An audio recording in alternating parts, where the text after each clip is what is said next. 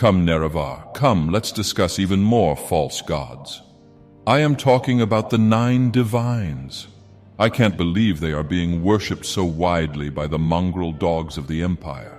Such a grand and intoxicating innocence. Let us go over every single one of these useless deities, Nerevar. Let us start with Akatosh, the dragon god of time and retcon. He is also widely regarded as the head honcho of the 9 divines.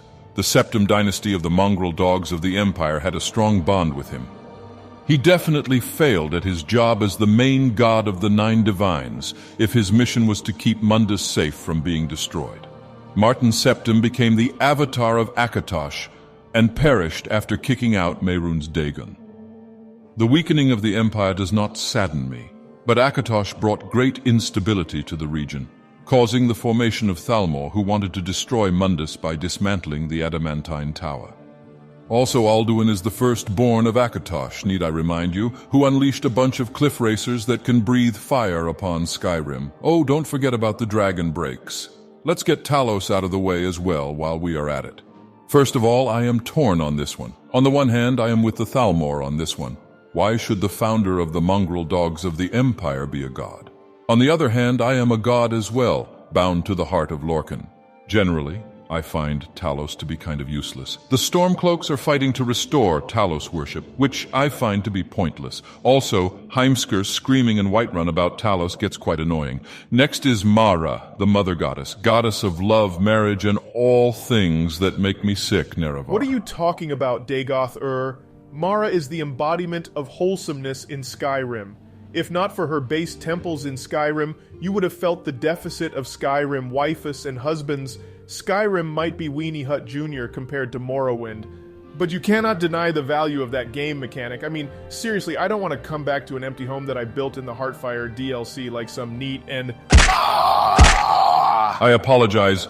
I had to throw him into the Red Mountain lava. Where were we? Ah, yes, Mara. Marriages are facilitated in the temples of Mara. Just wear an amulet of Mara and you are on Tamriel's equivalent of a dating app. Her quests usually involve bringing couples together or something. Also, Maramal in the Temple of Mara in Riften is making some serious gold by selling those amulets. Let's move on to Dibella, otherwise known as the goddess of netch jelly, goddess of ectoplasm, goddess of usable Quama foragers, the goddess of minotaur horns, the goddess of the lusty Argonian maid. Oh, you know what I am trying to say, Nerevar. If you find her statue in your wife's bedroom, I hate to break it to you, Moon and Star, but that marriage is over. Your wife's lover is probably hiding somewhere in the house. If you go to one of the temples of Dibella, though, you are in for a grand old time. I've heard they have wild parties there, Nerevar. Kynareth is hard to explain. She is basically the goddess of nature. She is connected to trees, animals, the sky, the water, and all this other stuff that the nature-loving Kumbaya Enwaz can't stop talking about. She is basically the eco-activist goddess of Nirn. Also, the Springans can get very old very fast.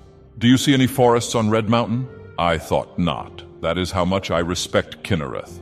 MatPat here, and I am here to tell you, hold it right there, Dagoth Ur. Don't discard Kynareth just yet.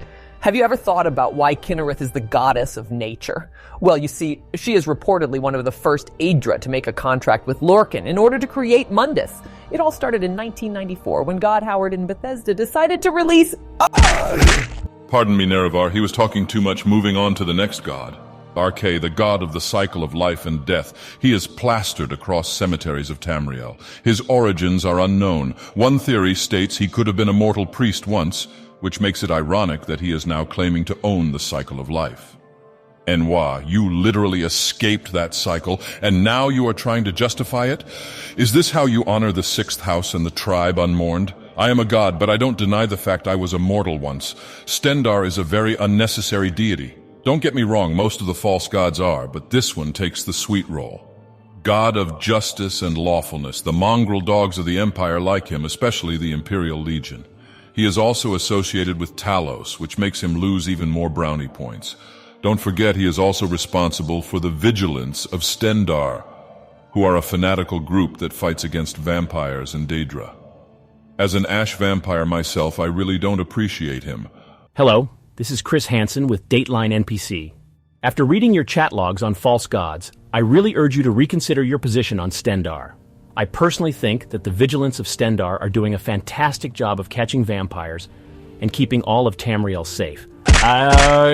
Sorry about that, Nerevar. I had to eviscerate him. These 9 divine worshippers really get on my nerves sometimes. Zenithar is the god of honest work and commerce, otherwise known as your conservative father who still thinks that you can get somewhere with honest work in life. His worshippers claim that he is the god that will always win, but in practice he is already a loser for being a false god. Also, everything he creates comes from Kynareth. Julianos is the god of destroying you with facts and logic. I do appreciate that he is the false god of knowledge, and his followers maintain large swaths of information, which is basically the Nirn Wide Web. Although forget I said that, it's a bad idea. I remember how that played out last time. Do you regret hiring me online, Lord Dagoth? I am your most humble and loyal servant. I will follow you, watch you, and worship the ground you walk on until the end of eternity. I am sorry, but your post was a little bit misleading. You said you were a Dunmer, but you turned out to be a Bosmer once you appeared on Red Mountain in person. Also, if I am honest with you, putting that gray makeup on is very disrespectful toward Dunmer. Curse you, Julianos, this is all your fault.